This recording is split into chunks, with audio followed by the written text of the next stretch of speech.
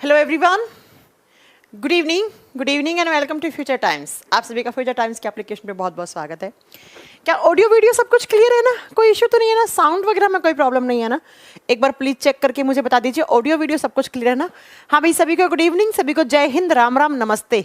आइए फिर अपनी आज की क्लास स्टार्ट करते हैं। अगर ऑडियो वीडियो सब कुछ क्लियर है, मैं आप लोगों का इंतजार कर रही हूँ। अगर आप लोग बता दे तो मुझे।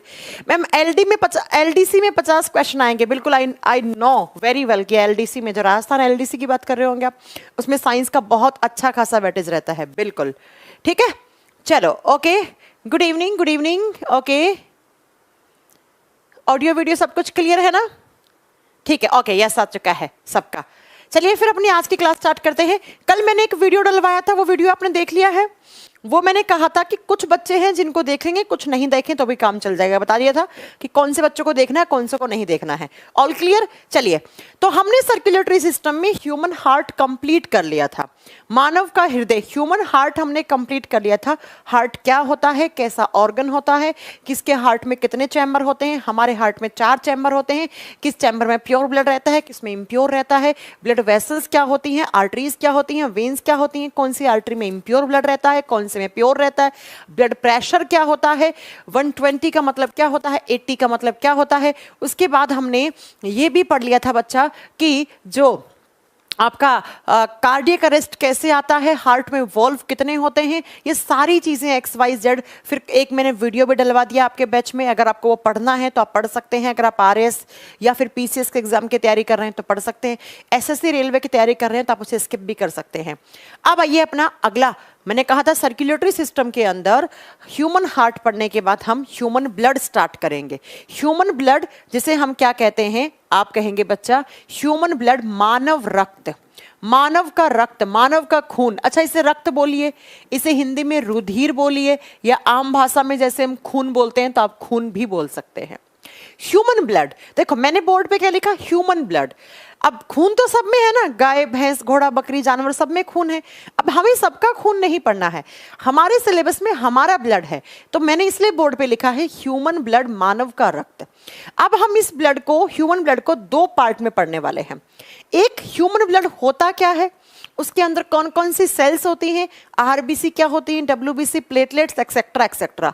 फिर दूसरे पार्ट में हम स्टार्ट करेंगे ब्लड ग्रुप, कितने टाइप के ब्लड ग्रुप होते हैं, कौन किसको ब्लड दे सकता है, कौन किससे ब्लड ले सकता है, एक्सेट्रा एक्सेट्रा। बहुत सारी चीजें पढ़ने वाले हैं।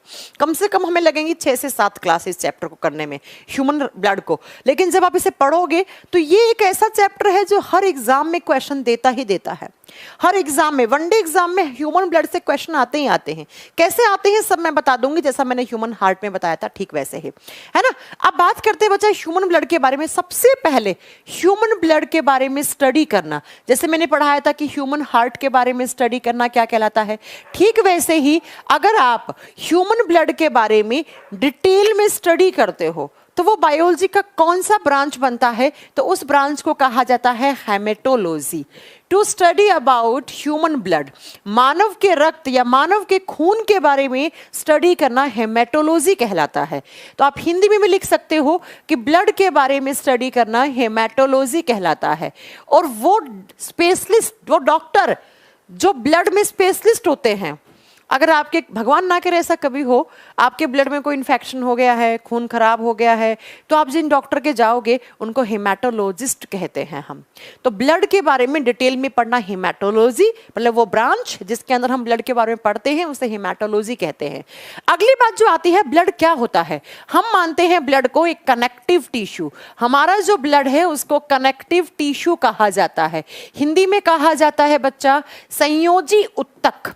आप जानते हैं टिश्यूज क्या होता है, मैं बहुत बार पढ़ा चुकी हूं ये बात। मैं पढ़ा चुकी हूं कि जब बहुत सारी सेल्स आपस में जुड़कर एक ग्रुप बनाती हैं तो उस ग्रुप ऑफ सेल्स को, बहुत सारी कोशिकाओं के समूह को उत्तक या हम टिश्यू कहते हैं। अब आपके दिमाग में एक क्वेश्चन आ रहा होगा, ब्लड को आप टिश्यू कैसे बोल रहे हैं?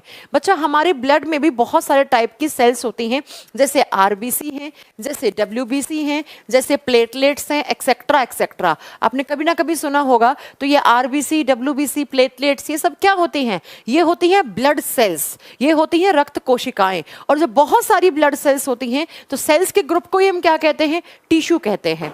जैसे मैं आपको एक फोटो दिखाती हूँ, यहाँ पर ये हमारा ब्लड है, यहाँ पर ये रहा अच्छा, वो फोटो लगा नहीं है क्या अभी? ये रहा, देखो, ये मैंने आपको बताया था ना, हमारा खून पैक रहता है, किसके अंदर पैक रहता है? ब्लड वेसल्स के अंदर, रक्त वाहिकाओं के अंदर। तो ऐसे एक ब्लड वेसल फटी तो उससे खून निकला। तो खून में क्या क्या निकलेगा? देखो, ये भी सेल्स हैं, यहाँ पे दिखा रखा है WBC, ये आपकी RBC दिखा रखी है, ये प्लेटलेट्स दिखा रखी हैं। तो बहुत सारी सेल्स का ग्रुप है आपका ब्लड, और जब बहुत सारी सेल्स का ग्रुप होता है उसी को हम क्या कहते हैं? उसी को हम टिश्यू, उसी को हम उत्तक कहते हैं। तो ब्लड टिश्यू है, लेकिन कैसा टिश्यू है? कनेक्टिव टिश्यू है।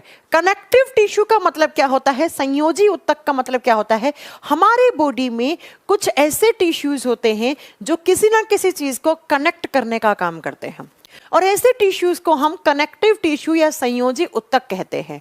फॉर एग्जाम्पल, समझने की कोशिश करना, मेरे लीवर को, मान लो आपका लीवर यहाँ पे है, मेरे लीवर को कुछ चीज मेरे ब्रेन के पास पहुंचानी है, मान लो ग्लूकोज पहुंचाना है, तो लीवर यहां से उठ के मेरे ब्रेन के पास थोड़ी जाएगा, या मेरे ब्रेन को लीवर के पास कुछ पहुंचाना है तो मेरा ब्रेन थोड़ी निकल के यहां आएगा। तो ये दोनों आपस में कनेक्ट किसके थ्रू होंगे? ब्लड के थ्रू होंगे। तो जब भी मेरे लीवर को कोई चीज मेरे ब्रेन के पास पहुंचानी होगी तो वो किसके थ्रू पहुंचाएगा? वो ब्लड में डाल देगा, खून में डाल देगा। और खून तो मैं आपको बता चुकी हूं 24 घंटे 7 दिन आपकी ब्लड वेसल्स में दौड़ता रहता है। आपको यहां कट लगेगा तो खून निकलेगा, यहां चोट लगेगी तो खून निकलेगा, यहां चोट लगेगी तो खून निकलेगा। ये खून आपके बॉडी के अंदर सारा दिन इस तरीके से सर्कुलेट हो रहा है, घूम रहा है, जो हम बहुत अच्छे से पढ़ भी चुके हैं।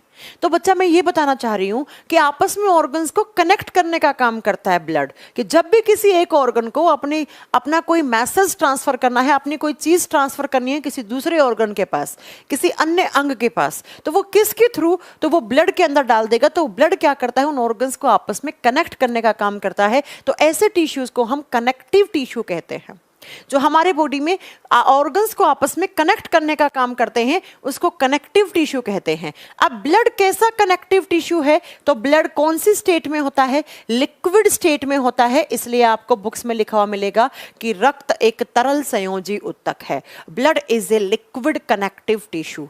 बता दो कि ब्लड कैसा टिश्यू होता है? एक लिक्विड कनेक्टिव टिश्यू है, एक तरल संयोजी उत्तक है। क्यों है वो मैं इसका आंसर कर चुकी हूं। अगली बात जो आती है वो ये आती है कि ब्लड को हम मानते हैं एक mesodermal organ. Blood is a mesodermal organ. Hindi में लिखोगे, यह एक मीजोडर्मल अंग है, यह एक मीजोडर्मल अंग है। अब मीजोडर्मल अंग का मतलब क्या होता है? इस लाइन को समझने की कोशिश करो। देखो बच्चों, होता क्या है, जब आप माँ के पेट में होते हैं, माँ के गर्भाशय में होते हैं आप, उस समय क्या होता है, आप में ऑर्गन्स बनना जब शुरू होते हैं तो सीधे ही ऑर्गन नहीं बनते हैं, इस तरीके से 3 लेयर बनती हैं।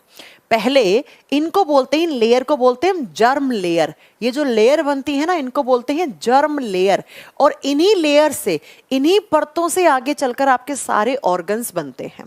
तो सबसे पहले क्या बनता है, जब आप माँ के पेट में थे तो आप में ये जो आपके इतने सारे ऑर्गन्स बने हैं ना, लीवर हो गया, पेनक्रियास हो गया, आपकी आंख हो गई, आपका कान हो गया, नाक हो गया, आपका ब्रेन हो गया, आपका हार्ट हो गया, ब्लड हो गया, ये सब इन 3 लेयर से बनते हैं।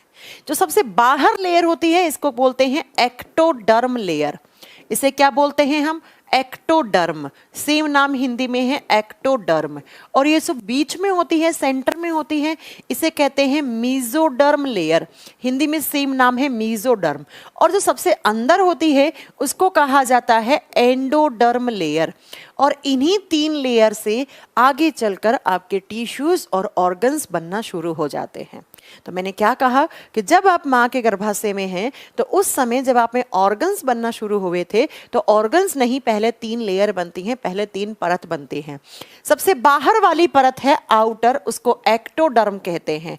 और जो सेंटर में है, जो मिडल में है, बीच में है, उसे मीजोडर्म लेयर कहते हैं। और जो सबसे इनर होती है, अंदर वाली होती है, उसे एंडोडर्म लेयर कहते हैं। राइट? अब प्यारे बच्चों, होता क्या है, ऐसे ऑर्गन्स जो एक्टोडर्म लेयर से बनते हैं उन्हें एक्टोडर्मल ऑर्गन कहते हैं, उन्हें एक्टोडर्मल अंग कहते हैं। और ऐसे ऑर्गन जो मीजोडर्म लेयर से बनते हैं उनको मीजोडर्मल ऑर्गन कहते हैं, और जो एंडोडर्म से बनते हैं उनको एंडोडर्मल ऑर्गन कहते हैं। तो हमने क्या लिखा कि blood is a mesodermal organ. इसका मतलब है ब्लड कहाँ से ओरिजिनेट हुआ है, कौन सी लेयर से, मीजोडर्म लेयर से इसकी उत्पत्ति हुई है। हमारा जो खून है, और साथ में आप लिख सकते हो इसी के आगे जो हमारे हार्ट के अंदर मसल्स होती हैं जो हार्ट को बनाती हैं, जिन्हें हम कार्डियक मसल्स कहते हैं या हृदय की मांसपेशियां कहते हैं। तो ब्लड हो गया और कार्डियक मसल्स होगी, ये हमारे कौन सी लेयर से बनती हैं, ये मीजोडर्म लेयर से बनते हैं। इसलिए हम कहते हैं heart is a mesodermal organ, आपका हृदय एक मीजोडर्मल अंग है। ठीक ऐसे ही अगर मैं बात करूं बच्चा, ब्लड भी कैसा ऑर्गन है, ये भी एक मीजोडर्मल ऑर्गन है, ये भी एक मीजोडर्मल अंग है। इसका मतलब इन दोनों की उत्पत्ति किस लेयर से हुई है, मीजोडर्म लेयर से हुई है। आपकी थोड़ी सी इंफॉर्मेशन बढ़ाने के लिए बता दूं, आपके जो स्किन है ना, ये जो आपकी त्वचा है, ये इस लेयर से बनती है। कौन सी लेयर से, आपकी एक्टोडर्म, सबसे बाहर वाली लेयर से स्किन बनता है। एंडोडर्म से जैसे थाइमस ग्लैंड हो गया, थायराइड ग्लैंड हो गया, लीवर हो गया, लंग्स हो गया, फेफड़ा, ये सब यहां से बनते हैं। ओ अच्छा, एंडो है ना, सॉरी सॉरी सॉरी, ये लिख दिया गलत, मुझे लगा ये वाला बाहर बना है, एक सेकेंड। एक्टोडर्म से क्या बनता है, स्किन बनता है, त्वचा बनता है, ये सबसे बाहर वाली है। और जो एंडोडर्म लेयर होता है उससे क्या बनता है, तब आप बताएंगे बच्चा। एंडोडर्म लेयर से जैसे आपके लंग्स हो गए, जिन्हें आप फेफड़े कहते हैं हिंदी में, जैसे आपका थाइमस ग्लैंड हो गया, आगे पढ़ाऊंगी आपको, थाइमस ग्रंथि जिसे बोलेंगे, जैसे आपका थायराइड ग्लैंड हो गया, आपके किडनी हो गए, थायराइड ग्रंथि हो गई, जैसे आपके किडनी जिसे आप गुर्दे कहते हो, एक्सेट्रा एक्सेट्रा। ये सब किससे बनते हैं, ये सब एंडोडर्म लेयर से बनते हैं। तो शायद आपको ये बात समझ में आ गई है। क्या बात समझ में आ गई है बताओ, कि आपसे पूछ ले ब्लड का ओरिजिनेट कहाँ से हुआ है, खून किस लेयर से बना है, तो आप क्या बताएंगे, खून मीजोडर्मल ऑर्गन है, इसका मतलब ये मीजोडर्म लेयर से बना हुआ है। पॉइंट क्लियर हो गया मेरा, आगे चलूं। ब्लड कैसा टिश्यू है, blood is a liquid connective tissue. Blood कैसा ऑर्गन मानेंगे, हालांकि ये ऑर्गन होता नहीं है, ये टिश्यू होता है, लेकिन हम इस केस में कि कौन सी लेयर से उसकी ओरिजिनेशन हुआ है, कहाँ से इसकी उत्पत्ति हुई है, तो हम क्या बताएंगे, ये मीजोडर्म लेयर से बना है। यस आशीष, बिल्कुल सही कहा आपने। चलो अगले पॉइंट पे चलते हैं। जब हमारे खून की बात करते हैं तो खून कितना होना चाहिए, कैसा होना चाहिए। जब खून की क्वांटिटी की बात करते हैं तो एक अडल्ट मेल में, अडल्ट मेल का मतलब है जिसकी उम्र मिनिमम 18 साल है, तो लड़कों के अंदर जो ब्लड है वो होना चाहिए ऑन एन एवरेज 5 से 6 लीटर, या 5.5 से 6.5 लीटर कर लो, 5.5 से 6.5 लीटर। और अगर एक अडल्ट फीमेल है, अगर एक महिला है, तो लड़कियों में लड़कों के कंपैरिजन में आधे से 1 लीटर खून कम हो सकता है। लड़कियों में 4 से 5 लीटर, या आप लिख सकते हो 4.5 से 5.5 लीटर, ये लड़कियों के ब्लड का क्वांटिटी होता है। अब आप कहोगे कि मैम लड़कियों में कम क्यों होता है। देखो, लड़कों के कंपैरिजन में लड़कियों में कम खून या कम हीमोग्लोबिन होता है, इसलिए आपने अक्सर ये देखा होगा कि जब कहीं पर भी ब्लड डोनेशन का कैंप लगा हुआ होता है, वहां पे लड़के ज्यादा ब्लड डोनेट करते हैं, किसके मुकाबले में, लड़कियों के मुकाबले में, है ना। क्यों, क्योंकि बच्चा लड़कियों में ऑलरेडी थोड़ा सा आधे से 1 लीटर खून कम होता है लड़कों के मुकाबले में। क्यों होता है, क्योंकि लड़कियों में हर महीने मेंस्ट्रुअल फ्लो होता है, हर महीने में मेंस्ट्रुअल साइकिल चलती है, मासिक धर्म चक्र चलता है, जिसके अंदर लड़कियों का बहुत सारा खून है वो उनके बॉडी से बाहर चला जाता है, इसलिए लड़कियों में आधे से 1 लीटर ब्लड कम रहता है, ये बात याद रखिएगा। और ऐसा कहा जाता है टोटल बॉडी वेट का जो ब्लड है वो 7% होना चाहिए, 7% ऑफ टोटल बॉडी वेट। ऐसा एनसीईआरटी में लिखा हुआ है कि अगर आपके शरीर का वजन 100 किलो है तो 7% उस 100 किलो का आपका क्या होना चाहिए, ब्लड होना चाहिए। तो अगर आपसे पूछ ले कि ब्लड की मात्रा कुल वजन की कितनी परसेंट होती है? तो कुल वजन की 7% मात्रा खून की मानी जाती है। ठीक है, अब बात करते हैं, नेक्स्ट पॉइंट में चलते हैं। ये तो हो गया ब्लड कितना होना चाहिए। अब आता है हमारे ब्लड का पीएच वैल्यू कितना होना चाहिए। मतलब ब्लड के अंदर जब आप पीएच स्केल डालोगे तो उसमें पीएच वैल्यू कितनी आएगी। तो हमारे ब्लड का पीएच वैल्यू आता है अप्रोक्स 7.45। आप 7.4 लिख लो। और इस नेचर को कहा जाता है एल्कलाइन नेचर। इसका मतलब हमारा खून है वो क्षारीय प्रकृति का होता है। और एल्कलाइन का मतलब यहां पर क्या है, आप खून लो, खून को आप एक कटोरी पानी में डालो और पानी के अंदर खून अच्छे से मिक्स हो जाता है, आप सब जानते हैं। तो मैं क्या बताना चाह रही हूँ, ऐसा कोई भी लिक्विड जिसका पीएच वैल्यू 7 से ऊपर हो और 14 से नीचे हो और जो पानी के अंदर अच्छे से सोल्यूबल हो जाए, उसको बोलते हैं एल्कलाइन नेचर, उसे कहते हैं क्षारीय प्रकृति। तो हमारे ब्लड का पीएच वैल्यू कितना है, आप कहेंगे 7.4 होता है। अगर हमारे ब्लड का टेम्परेचर पूछ ले कि कितना टेम्परेचर होता है, हमारे खून का तापमान कितना होता है, तो वो होता है अप्रोक्स 38 डिग्री सेल्सियस। ये टेम्परेचर है आपके ब्लड का। होना इतना चाहिए ब्लड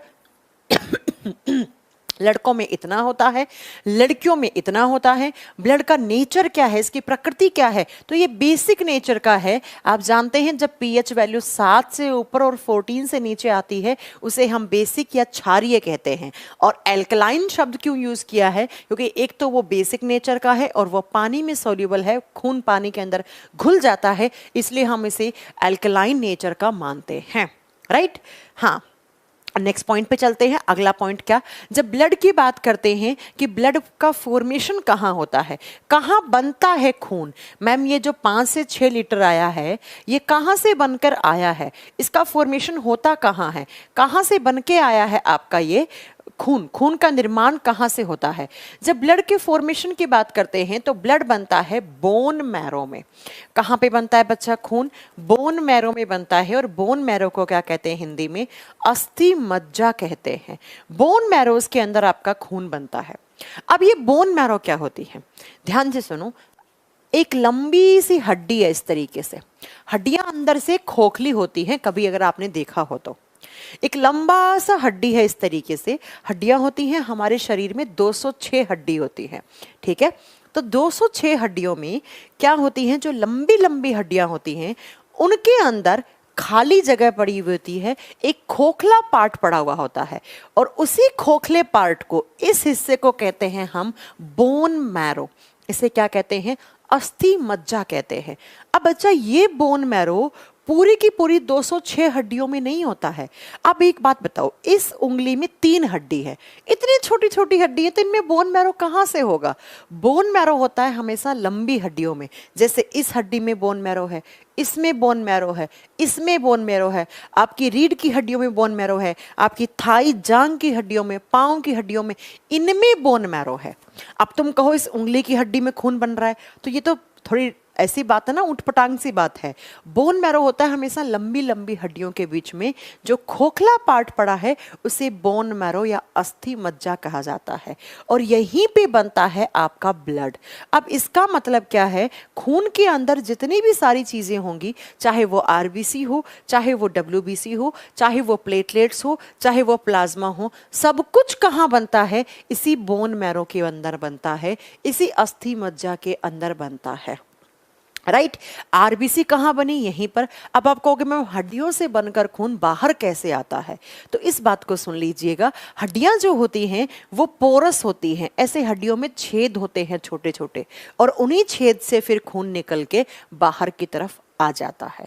तो बोन मैरो के अंदर खून बनता है। अब एक क्वेश्चन आता है, बीपीएससी में अक्सर ये क्वेश्चन बहुत बार पूछा गया है।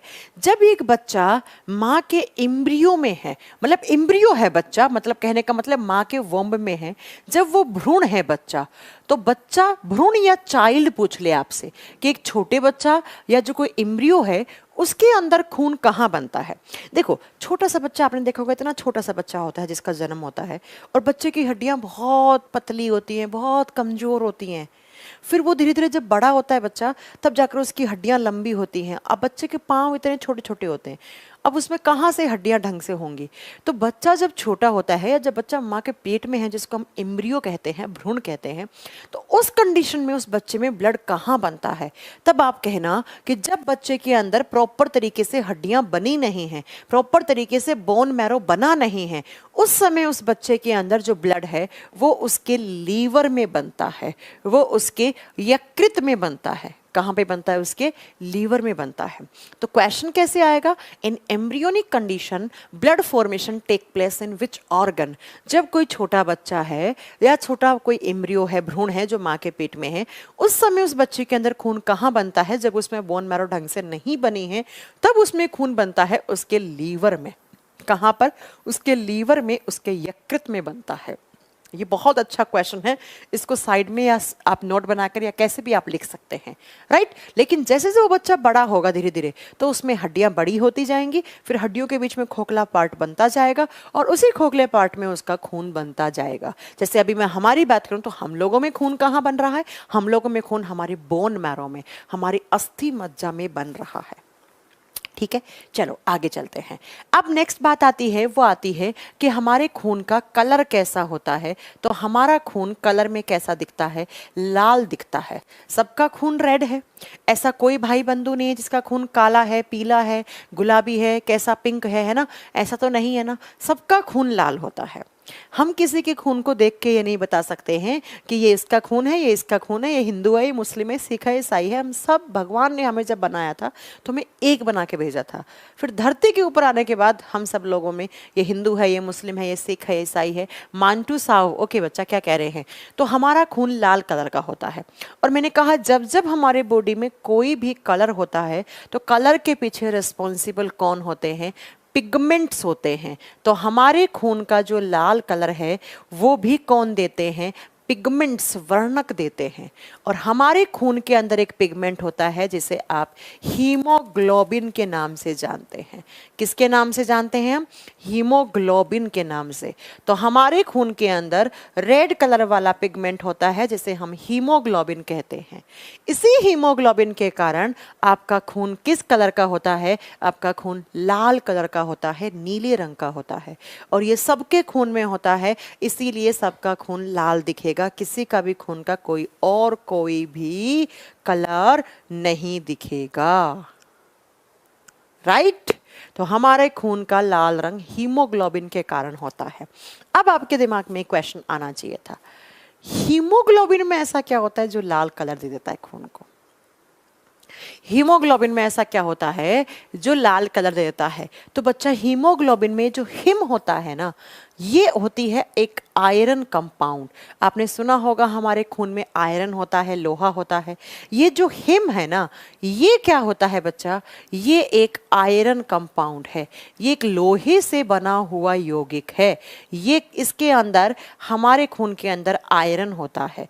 अब आयरन का मतलब ये नहीं है कि लोहा है बच्चा, आयरन मिनरल की फॉर्म में है, तो लोहे से बना हुआ यौगिक है। और लोहा आप जानते हैं, आपने देखा होगा कि आयरन को जब ऑक्सीजन मिलती है, पानी मिलता है तो जंग लग जाता है, जंग लगने के बाद लोहा लाल कलर का हो जाता है ना? ठीक ऐसे ही हमारे खून के अंदर जो हीमोग्लोबिन है, उस हीमोग्लोबिन में जो हिम है वो एक आयरन कंपाउंड होता है। और आयरन की दो ऑक्सीडेशन स्टेट होती हैं, एक फेरस एक फेरिक। लेकिन हमारे खून में जो आयरन होता है वो Fe+2 की फॉर्म में होता है और इसे कहा जाता है फेरस। तो अगर आपसे पूछ लिया डिटेल में क्वेश्चन, ये तो सब जानते हैं हमारे खून में आयरन होता है, हमारे खून में लोहा खनिज तत्व होता है, लेकिन पूछ ले आयरन कौन सी फॉर्म का होता है? तो आप कहेंगे वो Fe+2, वो फेरस की फॉर्म में होता है। और ये जो हमारे खून में हीमोग्लोबिन में ग्लोबिन होता है, ये ग्लोबिन एक प्रोटीन होती है। ग्लोबिन क्या है? प्रोटीन है। तो अगर आपसे कभी एग्जाम में क्वेश्चन बन गया कि हमारे खून में कौन सी प्रोटीन पाई जाती है, तो आप क्या कहेंगे? हमारे खून में ग्लोबिन प्रोटीन पाई जाती है। तो हमारे खून को लाल कलर देने वाला पिगमेंट कौन सा है? हीमोग्लोबिन। अब हीमोग्लोबिन दो चीजों से मिलकर बना हुआ है। हिम का मतलब होता है आयरन कंपाउंड, लोहे से बना यौगिक, और ग्लोबिन का मतलब क्या होता है? प्रोटीन। ये प्रोटीन है, ठीक है। अब हिम जो है मतलब आयरन है, उसकी अलग अलग ऑक्सीकरण स्टेट होती हैं जो आप केमिस्ट्री में पढ़ेंगे। और बच्चा, जब बात करते हैं हमारे खून में कौन सा है, तो वो +2 की फॉर्म में होता है, जिसे हम फेरस कहते हैं। तो ये आयरन इसकी वजह से या हिम की वजह से या हीमोग्लोबिन की वजह से हमारा खून किस कलर का दिखता है, लाल कलर का दिखता है। बात समझ में आ गई? हमारे खून को लाल कलर कौन दे रहा है? यही हीमोग्लोबिन दे रहा है। अब इस हीमोग्लोबिन का अमाउंट कितना होता है? शायद आपने कभी अगर जीवन में ब्लड डोनेट किया है, वैसे करना चाहिए, अगर किया है तो आप में हीमोग्लोबिन की क्वांटिटी चेक करते हैं कि क्या आप ब्लड डोनेट करने के लायक हैं। कहीं आप में तो खून की कमी नहीं है कि आपका हमने खून निकाला है, थोड़ी देर के बाद आपको ज़्यादा चढ़ाना पड़ रहा है, ऐसा तो नहीं है ना। तो बच्चा हीमोग्लोबिन की क्वांटिटी, अगर एक लड़के हैं आप तो लड़कों में होता है ये 15 यूनिट। अब 2 यूनिट प्लस माइनस हो सकती हैं, 15 है ना यूनिट, ये 2 यूनिट कम ज़्यादा हो सकती हैं। और लड़कियों में जो होती हैं, इसकी जब बात करते हैं यूनिट की, तो वो आनी चाहिए 13 ± 2 यूनिट। कहने का मतलब है कि ये ग्राम, ये प्लस माइनस ग्राम है, 15 से 17 ग्राम है, ठीक है। और कितने में? पर 100 ml ब्लड। कहने का मतलब है 100 मिलीलीटर ब्लड में आपका कितना, आप कहेंगे 10 से 15 ग्राम यूनिट किसकी आनी चाहिए? हीमोग्लोबिन की आनी चाहिए। लड़कों में 15 से 17 हो सकती हैं, 15 से 14 भी हो सकती हैं, 15 भी हो सकती है, 16 भी हो सकती है। लड़कियों में 13 हो सकती हैं, 14 हो सकती हैं, 15 हो सकती हैं, है ना। लेकिन 16 17 नहीं हो सकती है लड़कियों में। अगर किसी लड़की का हेमोग्लोबिन का यूनिट आ रहा है 9 10, तो उसमें हेमोग्लोबिन की कमी है, उसमें खून की कमी है। अगर किसी लड़के का भी आ रहा है 10 11, तो उसमें खून की कमी है। तो लड़कों में हल्का सा क्या होता है बच्चा, हेमोग्लोबिन ज्यादा होता है, इस यूनिट में हम लिखते हैं। तो अगर आपके अंदर 16 यूनिट आ रही हैं, 17 यूनिट आ रही हैं, तो आप 1 यूनिट खून डोनेट कर सकते हो। अब 1 यूनिट का मतलब होता है on an average 300 to 350 ml blood. 300 से 350 ml ब्लड को बोलते हैं हम 1 यूनिट ब्लड। जैसे आपने कभी सुना होगा, फलाना इंसान ने कहा, अरे आज तो ब्लड डोनेशन का कैंप लगा था और मैं 1 यूनिट ब्लड डोनेट करके आया हूँ। तो इसका मतलब उन भाई साहब ने कितना खून दिया होगा? 300 से 350 मिलीलीटर खून उसने दिया होगा यूनिट में। अब आप कहोगे मैम जब खून दे देते हैं तो फिर आप लोगों में वापस बन जाता है, आप लोगों में फिर से बन जाता है। आप खाना खाओगे, आप अनार सेब खाओगे, इन सब से आपका खून वापस बन जाता है। आप जूसेस पियोगे, आप ग्लूकोज लोगे सही मात्रा में, आप शुगर्स खाओगे, तो आप में वापस आपका खून जितना आपने डोनेट किया था उतना वापस बन जाता है। और खून देना एक अच्छी आदत होती है, लेकिन मैं आपको बताऊंगी कब देना चाहिए खून, कैसे देना चाहिए, वो ब्लड ग्रुप वाले चैप्टर में पढ़ाएंगे। अभी रुको थोड़ा, ठीक है, समझ में आ गया। तो लड़कों में हेमोग्लोबिन को ना ऐसे लिखते हैं HB, या कभी कभी ना H कैपिटल और B स्मॉल, ऐसे हेमोग्लोबिन लिखते हैं। तो HB का मतलब क्या होता है? हेमोग्लोबिन। तो लड़कों में इतना यूनिट होना चाहिए, लड़कियों में इतना। हेमोग्लोबिन क्या करता है? हमारे खून को, देखो खून कुछ भी नहीं है, blood is nothing without haemoglobin. Haemoglobin है तो खून है, ये मान लो आप। खून का मतलब ही हेमोग्लोबिन है। ये खून का जो मेन काम होता है ना, वो यही हेमोग्लोबिन करता है। अभी पढ़ाएंगे आपको क्या मेन काम होता है, ठीक है। मैम आप इंस्टाग्राम पे किस नाम से हो? इंस्टाग्राम पे आप मुझे सर्च करते हो, कर सकते हो काजल सिहाग नाम से। काजल सिहाग, KAZLSIHAG, इस नाम से मेरी इंस्टाग्राम आईडी है, इसी नाम से फेसबुक है। अपने डाउट वाउट आप इंस्टाग्राम पे छोड़ सकते हो, मैं आपके रिप्लाई करूँगी वीकेंड पे, क्योंकि वीकडेज में मेरे पास टाइम नहीं होता है, दिन में बहुत सारी क्लासेस होती हैं। तो आप मेरा इंस्टाग्राम आईडी नोट कर सकते हो, KAJAL और SIHAG, ठीक है। आप इस नाम से मुझे सर्च कर सकते हो, शायद नीचे अंडरस्कोर लगा हुआ है। वैसे काजल सिहाग से सर्च करोगे तो शायद मेरा ही आएगा और किसी का नहीं आएगा, क्योंकि इस नाम से कोई होगा ही नहीं। एक बना हुआ फेक आईडी बना हुआ, किसी ने बना रखा है, इस पर सर्च करके अपने डाउट आप पोस्ट कर सकते हो। किसी भी एग्जाम में कोई क्वेश्चन आता है, आपसे नहीं बना है, कोई डाउट है, आपसे नहीं बन पा रहा है, आप मुझे कर सकते हो, क्योंकि क्लास में सारे डाउट नहीं ले पाते हैं ना, तो वो वीकडेज पे आप, वीकेंड पे आपके मैं रिप्लाई करा करोगे। चलो, तो ये हो गया हमारा खून कैसा, लाल कलर का, किसकी वजह से? हेमोग्लोबिन की वजह से। अब अच्छा 2 पॉइंट डाल के लिखना, आपने कभी कॉकरोच को मारा है क्या? अगर नहीं मारा है तो मारना भी मत, है ना। जीव की हत्या करना तो पाप है ना, ठीक है। अरे भाई बिल्कुल लाइव क्लास है। कौन है ये रंजित? अब आप क्या बोल रहे हैं? अब आपका रिप्लाई नहीं करूंगी तो क्या ये लाइव क्लास नहीं होगी क्या? कैसी बात कर रहे हैं? ठीक है, देखो कॉकरोच जो होता है उसका खून होता है सफेद कलर का। कॉकरोच इसे हम हिंदी में कहते हैं तिलचट्टा। क्या कहते हैं हम? तिलचट्टा कहते हैं। और इसका जो खून होता है ना, ये वाइट कलर का होता है, सफेद कलर का होता है। अब क्वेश्चन तो बन सकता है कि हमारा खून लाल है तो वो किसकी वजह से है? हेमोग्लोबिन की वजह से। तो कॉकरोच का वाइट है तो वो किसकी वजह से है? तो आप कहेंगे कॉकरोच के खून के अंदर जिस तरीके से हमारे ब्लड में क्या होता है, हीमोग्लोबिन होता है, उसके खून में होता है हीमोलिम्फ। उसके ब्लड में क्या होता है? हीमोलिम्फ होता है, जिसकी वजह से उसका खून वाइट होता है, सफेद होता है ना? तो याद रखेंगे बच्चा कि कॉकरोच का ब्लड कैसा होता है? वाइट कलर का। और किस पिगमेंट की प्रेजेंस से? हीमोलिम्फ पिगमेंट की वजह से। ठीक ऐसे ही आपने अगर कभी ऑक्टोपस देखा हो, ऑक्टोपस जिसे भूतिया मछली कहते हैं, इस ऑक्टोपस का भी खून जो होता है वो नीले रंग का होता है, वो ब्लू कलर का होता है, नीला खून होता है। तो आपसे क्वेश्चन तो कहीं से भी बन सकता है ना, वनडे एग्जाम में क्वेश्चन कहीं से भी आ सकता है। कोई ऐसा नहीं है क्राइटेरिया कि यहीं से आए। अच्छा लगना चाहिए, बस कॉन्सेप्ट थोड़ा सा अच्छा होना चाहिए, कहीं से भी आ जाएगा। तो जो ऑक्टोपस होता है उसका खून नीला होता है। तो उसका खून नीला होने के पीछे रीजन ये है कि ऑक्टोपस के ब्लड में होता है हीमोसाइनिन, हीमोसाइनिन पिगमेंट। और इस जो हीमोसाइनिन है इसकी वजह से ऑक्टोपस का जो ब्लड है वो नीले रंग का होता है। और इसी साइनिन में यहाँ पे कोबाल्ट मेटल होता है। जैसे हमारे खून में कौन सा मेटल होता है बच्चा? हमारे खून में आयरन होता है, तो आयरन ने रेड दिया। और इनके खून में क्या होता है आप बताएंगे? हीमोलिम्फिक पिगमेंट है, लिम्फिक प्रोटीन है बच्चा। ठीक है, ठीक वैसे ही जैसे हमारे खून में आयरन है तो ऑक्टोपस के खून में क्या है? ऑक्टोपस के खून में कोबाल्ट धातु पाई जाती है या हीमोसाइनिन पिगमेंट पाया जाता है, जिसकी वजह से उसका खून नीला बनता है, ब्लू बनता है। राइट? तो ब्लड क्या होता है मैंने बता दिया है, कितना होना चाहिए बता दिया है, खून का कलर कैसा होता है वो भी मैंने बता दिया है। अब बात करते हैं जो मैं आपको पढ़ा चुकी हूँ, आप जानते भी हैं ये बात। हमारी बॉडी में ब्लड दो टाइप का होता है। हमारे बॉडी में खून दो टाइप का होता है, जो मैं आपको पहले भी पढ़ा चुकी हूँ कि एक होता है हमारे बॉडी में खून जिसके अंदर ऑक्सीजन क्या होता है?